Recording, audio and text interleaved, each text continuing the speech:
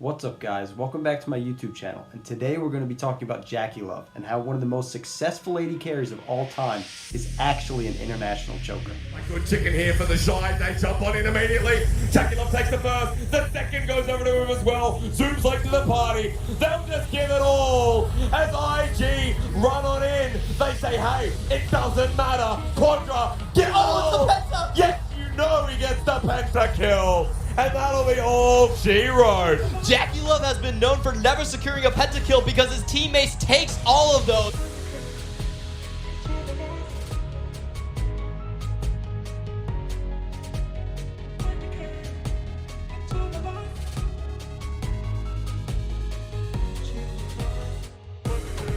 It's now on this push on mid. JackeyLove is very far forward, throws out the feathers, keeping himself safe. Taken down to half HP by 2 auto attacks from Death, who now has to jump away from Rookie, trying to go in here as well. KT has the 5v4 advantage, but health bars at half on some critical members. Means it might not be as important as it looks. Shy's gonna take some damage, Rookie looks to go in, does get the passive pop. Shy's still gonna be soaking, Root comes down, damage goes through, Jackie's able to find 2 JackeyLove! JackeyLove just found everybody, and that's gonna be a triple for IG. They're gonna find everyone. It's KT Ace. That is insane! He just runs right up to the front line. JackeyLove comes up huge just when they needed it. You right said to the front. that nobody wants to be the one flashing forward to make the mistake in game 5. Jackie says, I'll flash forward. I will be the hero in this fight. And IG win the fight because of it.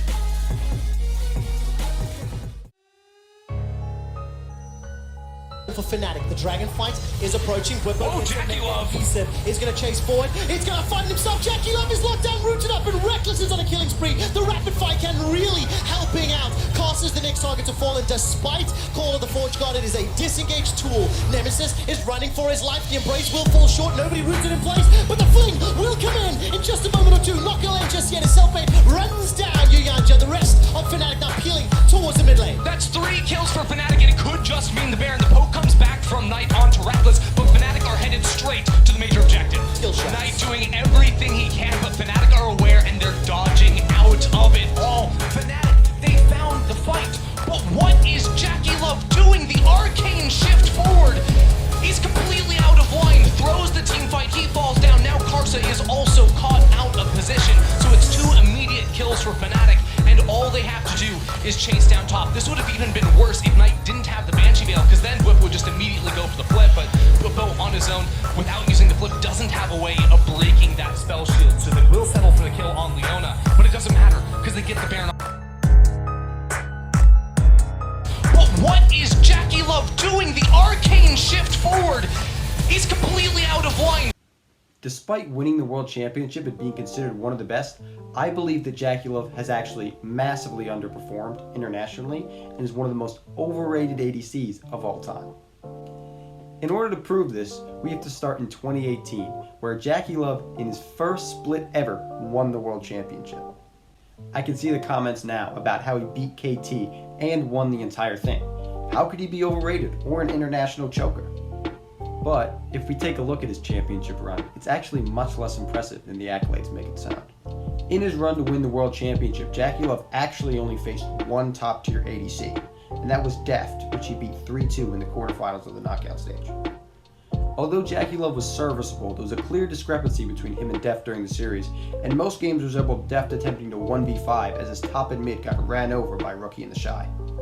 In fact, JackeyLove even had an especially poor team fight in Game 3, which resulted in IG losing and prevented the 3-0. Game-ending push one way or the other. It's KT going to the base. It's going to be a base race. Nexus turret number 1, taking down to half HP. KT looking to end it right here, right now. Then taken down to half. It's Shy versus Smith at the base. At the same time, Otto's going to be taken very low. You count. Barely going to be kept alive. Score taken down to 1 corner. Smith nearly going to be killed now as well. Def taken so low. The flame caller's not able to find him. Def goes in a killing spree. It's the Shy still in the base. It's KT looking to try to stand and fight if they can. The Shy has made his way onto the inhibitor turret. Onto the Nexus turret. They're going to be taken down. KT still marching.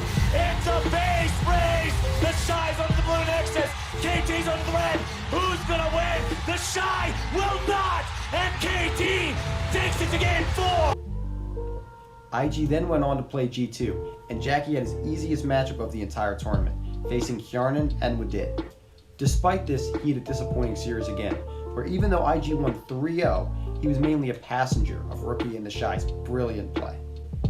Then comes World Finals, and he goes up against Reckless, making it the perfect time for a young ADC to prove his prowess. But sadly, even though Jackie did have a strong Game 3, the stars of the team were of course Rookie, the Shy, and even Ning, who stepped up for the entire tournament and won Finals MVP. By looking back, we can see that even though JackeyLove became a world champion, he still did not quite belong in the pantheon of ADC greats.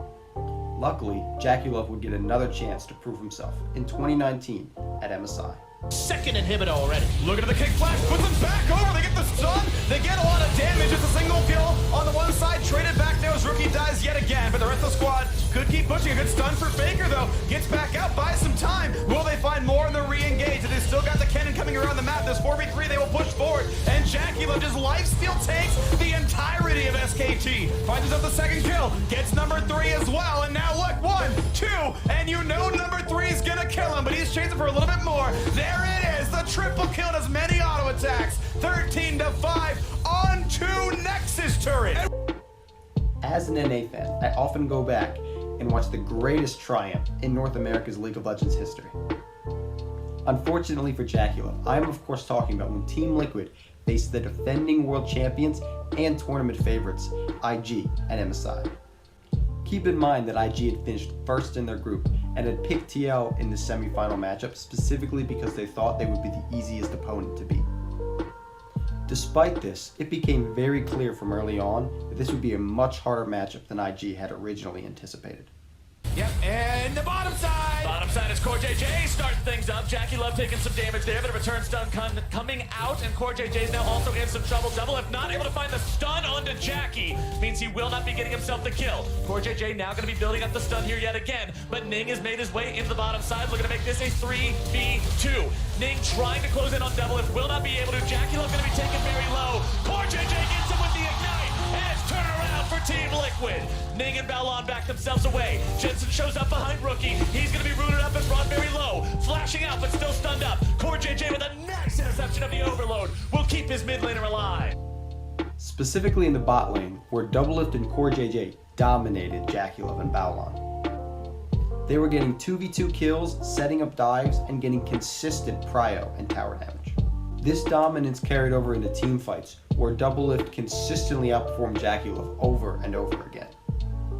The massive discrepancy in the bot lane that occurred from JackeyLove and Balon playing far below their standard led to the worst loss in China's League of Legends history, despite dominant play from Rookie and the Shy. But with JackeyLove only being 18 at the time, he would have another chance to conquer international pressure in 2020 when he attended Worlds as part of China's #1 seed, Top Esports.